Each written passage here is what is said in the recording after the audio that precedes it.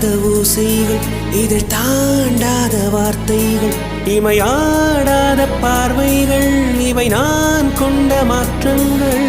சொல் என்னும் ஓர் நெஞ்சம், எனில் என்னும் ஓர் நெஞ்சம், எதிர்பார்க்காமல் என் வாழ்வில் ஒரு போர்க்காலம் ஆரம்பம். இதயமே துடிக்கிறதா, துடிப்பது போல் நடிக்கிறதா, உரைத்திடமா மறைத்திடமா, ரகசியமாய் தவித்திடமா. ஒரு பெண்ணின் நினைவென்ன செய்யும், என்னை கத்தி இல்லாமல் கொய்யும், இதில் மீளவ